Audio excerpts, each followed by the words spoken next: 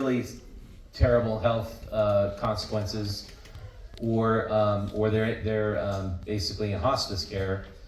And it's an amazingly inviting and warm place. Like, you walk in and the lighting's nice, there's flowers everywhere, there's pictures, you see the photos of the people who have been patients there, who have recovered.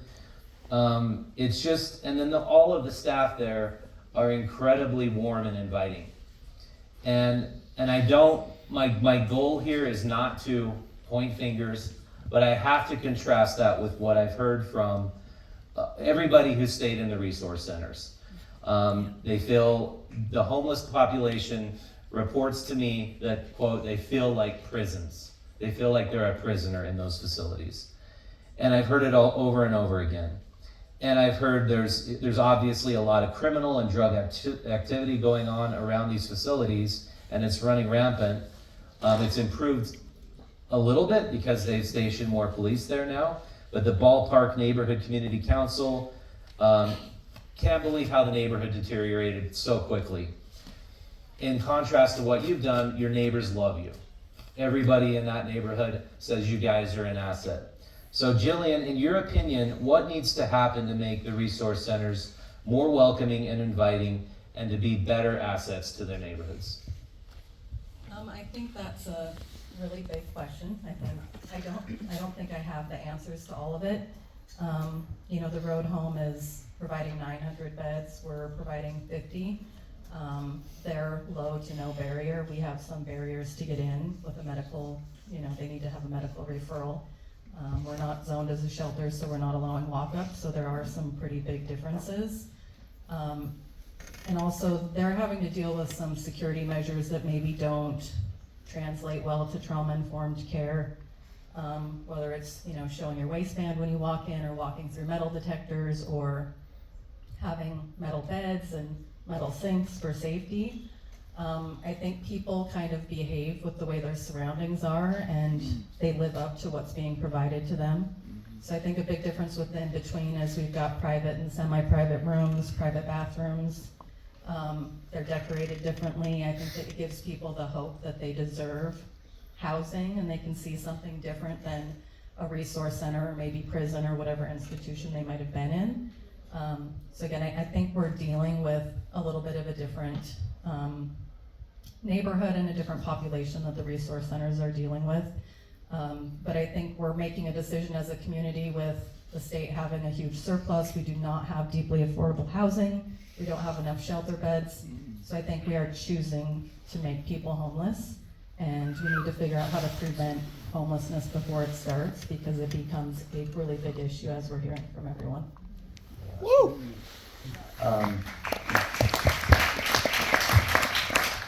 I'd like to have Wendy Garvin comment on that. How do you provide a safe facility, but also a warm and inviting facility for a sanctioned camp? I know you were one of the applicants to provide, to operate the sanctioned camp. Somehow they couldn't find anybody to do it. Unbelievable. But how do you draw that line between safety and security, but warm, comforting, and inviting for homeless people? I think what we have found, our organization also runs Second and Second with in partnership with several other organizations, including the Coconut Hut and Our Unsheltered Relatives and Pandos, and we have community partners in Habitat for Humanity. So Second and Second Coalition invites people into a church. The church has no particular security measures. In fact, we ran it for the first year without security cameras at all. We did have a safety team. We deliberately chose our safety team to be the most motherly, warm, loving women in our facility, and they provided a really welcoming experience to people coming in. So we brought people in, and we said, hey, we have rules. They're pretty simple. They're all designed to keep the church safe. We're all volunteers, and the church is doing this for free. So please respect our rules, because otherwise we can't do this. We were just honest. We were completely honest. And then we moved forward with a combination of accountability and dignity and respect. with an emphasis on the dignity and respect. We tried to make our facility a place that people wanted to come, like the in-between. People at the in-between had private rooms, and they had support. They had people there to help them with their injuries. We had an EMT to help people get medical care.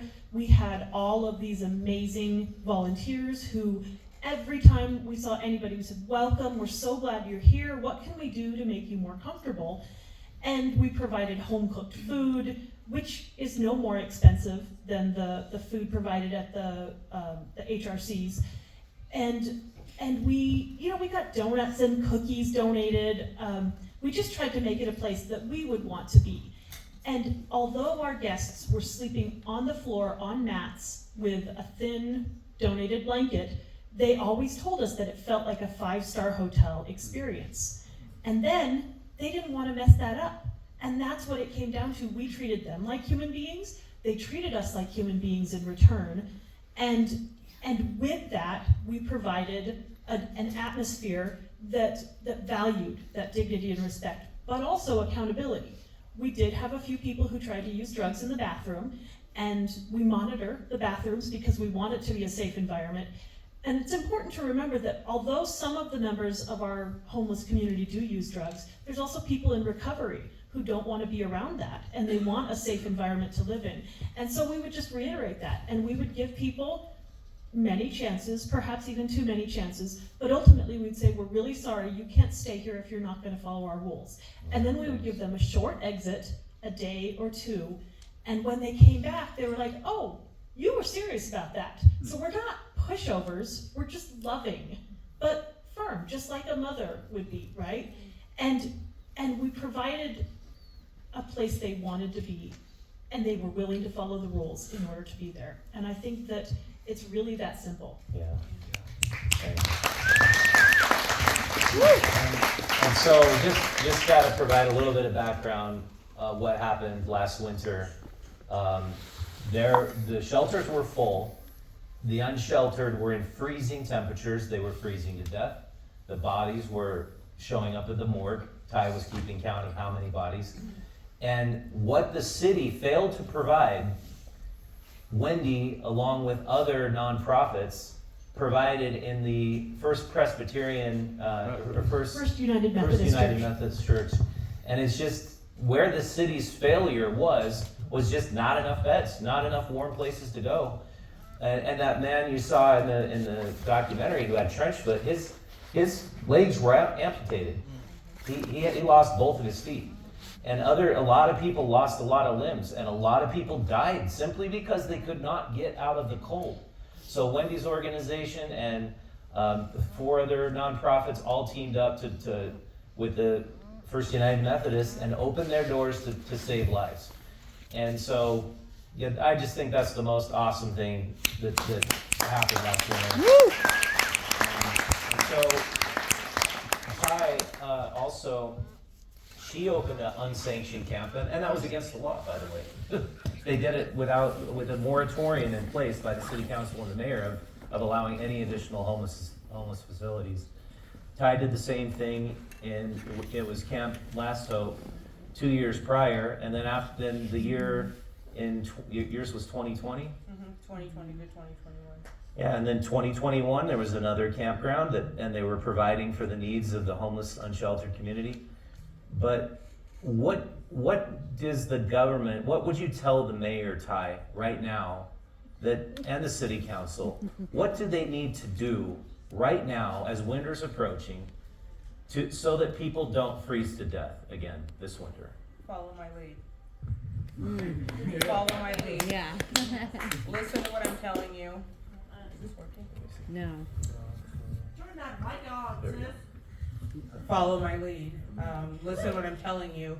The winter of Camp Last Hope, 2020, 2021, nobody died that winter. We didn't have a church letting us in.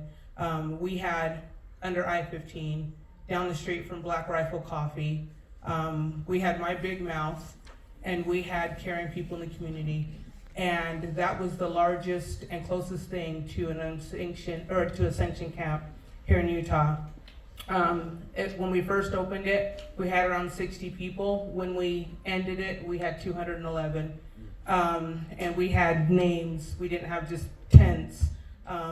We actually had names. We had people there, and you could tell that there were hundreds of people. Even the people that didn't live there that came down there to get clothes or to get food or passed through there. They always say, you should bring Camp Last Hope back. For me, it's the compassion, it's the support. When you know that you are loved,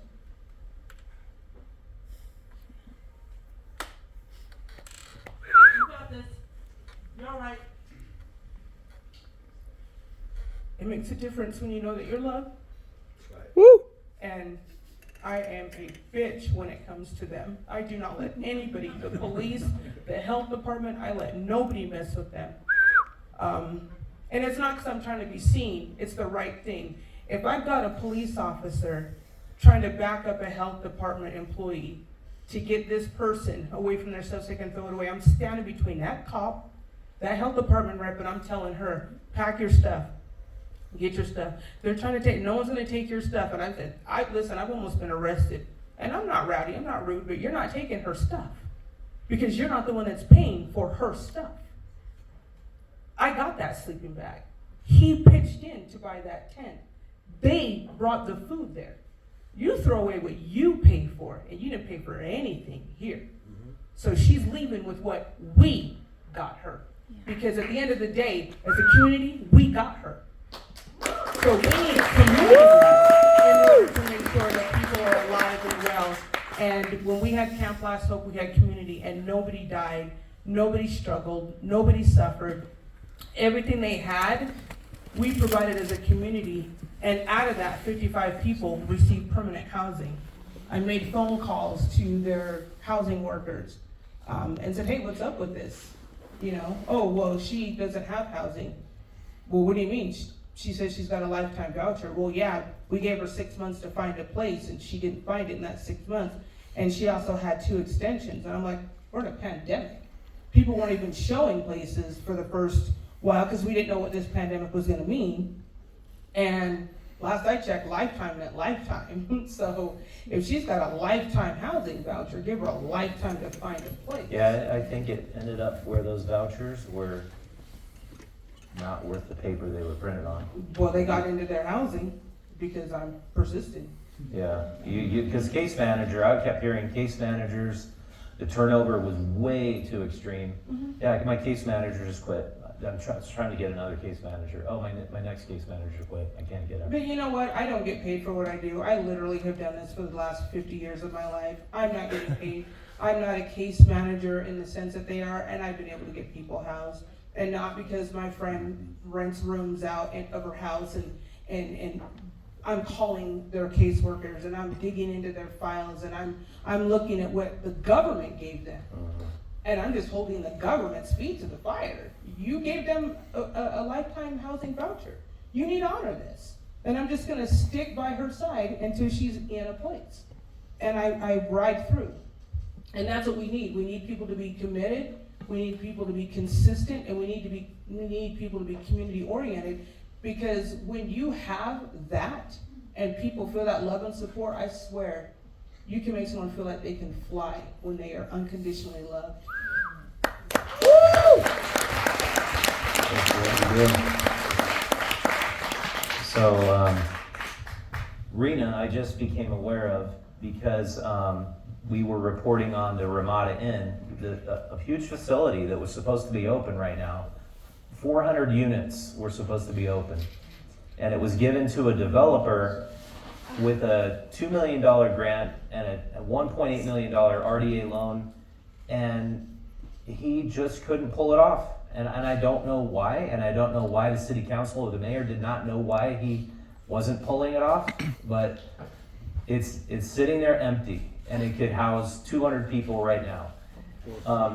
Rena has her nonprofit there called Mental Health America Utah, and she is providing the exact service that's missing from the Magnolia Apartments, the Wendell Apartments, Palmer Court, Grace Mary Manor, which is the wraparound psychiatric care that these people need. They're not getting that. That's why people are dying at the Magnolia all the time. And I just got the report back from Grace Mary Manor.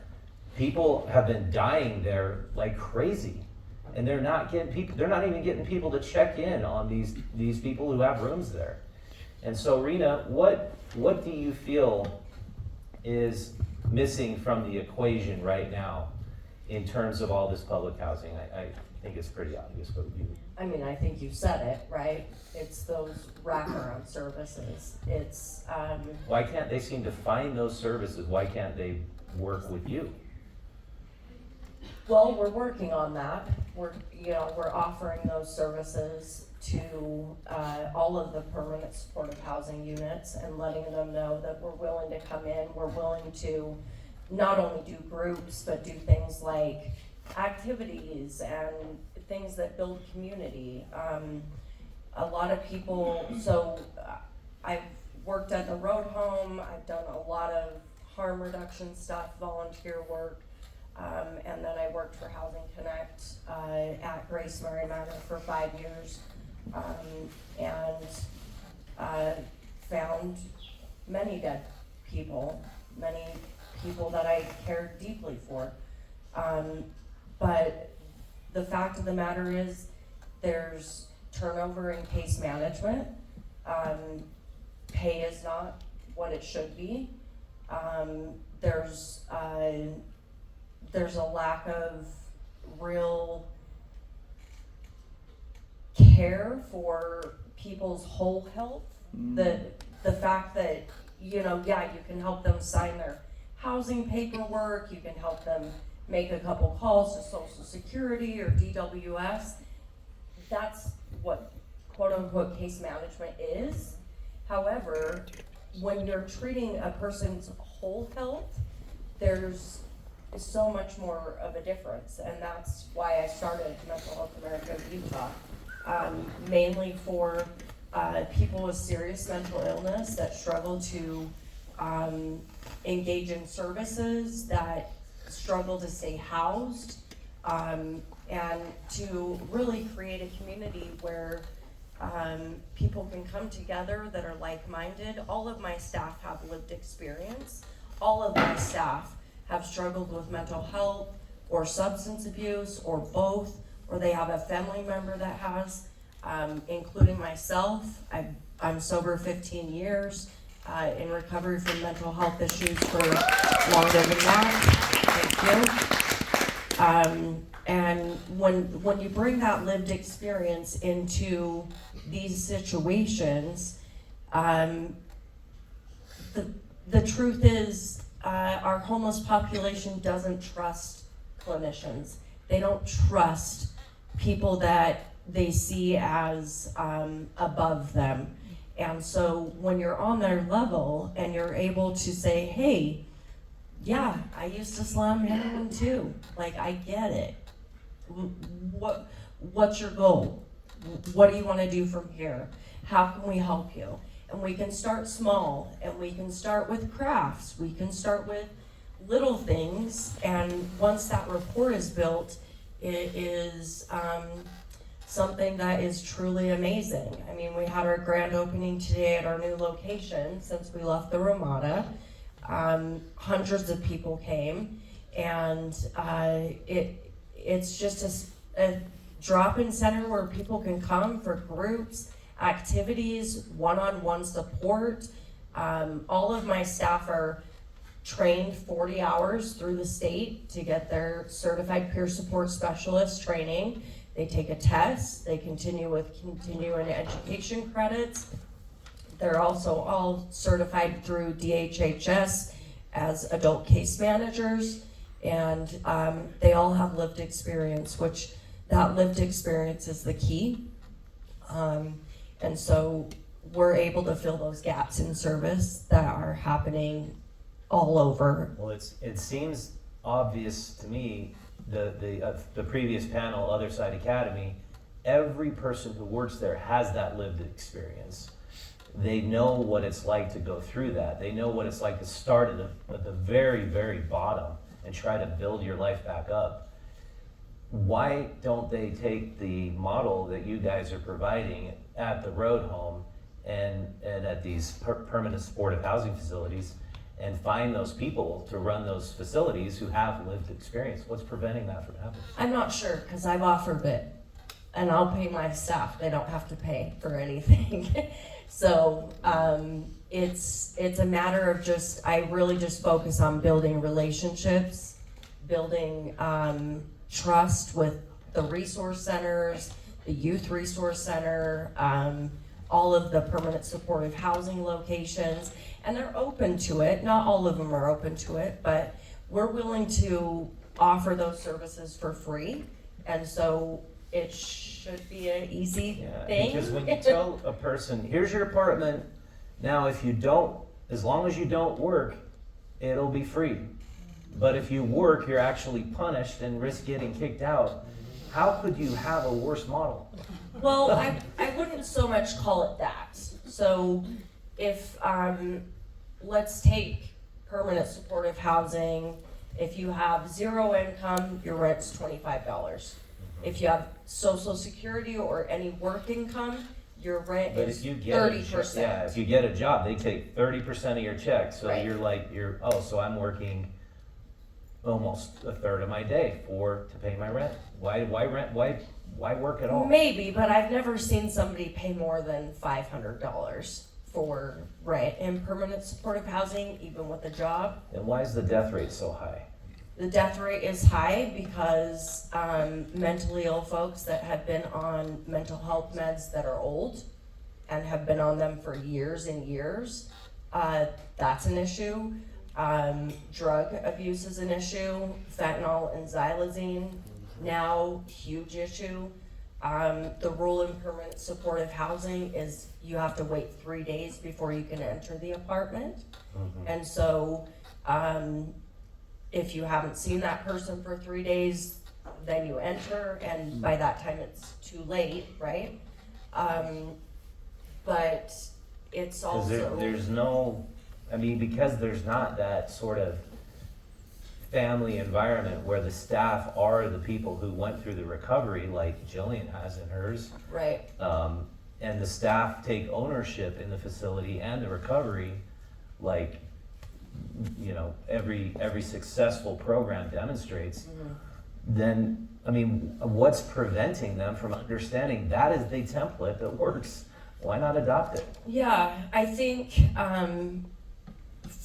for the most part, permanent supportive housing isn't set up to be healthcare, right? They can have 4th Street Clinic come and do their mobile clinic, and if people want to participate, they participate.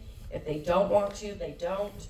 But they're just not set up to do The bureaucracy's getting in the a way. whole it health seems like. approach, which is what I left housing for and decided to create something that was whole health, where we could step in and help people from every portion of their life, their mental, their physical, their spiritual health, their medication, their, reuniting with family, and anything and everything you can think of. So, and that community piece is what's missing.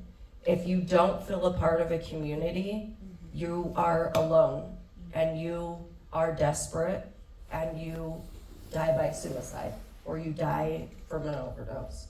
And so those are the main things that have driven myself and my board to create something that we can give to the community for free, thankfully through grants, and their families. And we continue to hope to build that in not just Salt Lake County, but through the whole state, especially in rural areas.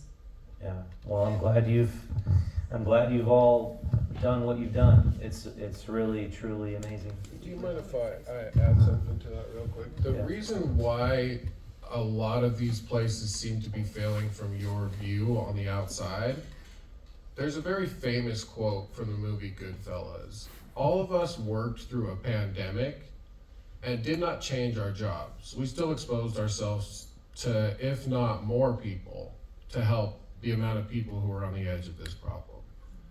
Pay me. It's that simple. The people who are talented at this work in our community can't survive literally qualifying for the services that they're providing.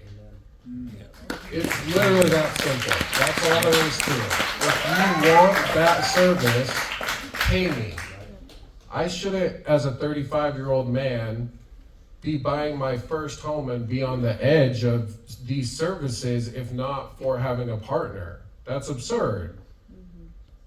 It's just that simple. Every place I've ever worked, which is a lot of them, I work for the state now, I work for the road home, I've done street outreach the last almost decade. It's just that simple. You have to pay the talent. Social work is not unlike anything else in capitalism. If you want talented people to stay around and stay at places like Housing Connect, and stay at places where they can make an impact like Camp Last Hope, which I visited and was amazing, pay us. It's just that simple. It's math. Pay us. And I have to point out, I talked to a man who's in the know with the homeless spending and who directed the audit. If you didn't see the audit of all the homeless services, $85 million was spent last year. And the only people you can see getting paid very well are the people at the top who did not want to come here tonight. I just find that an interesting coincidence. They're protecting their own paychecks at the very top by maintaining the status quo, maintaining the problem.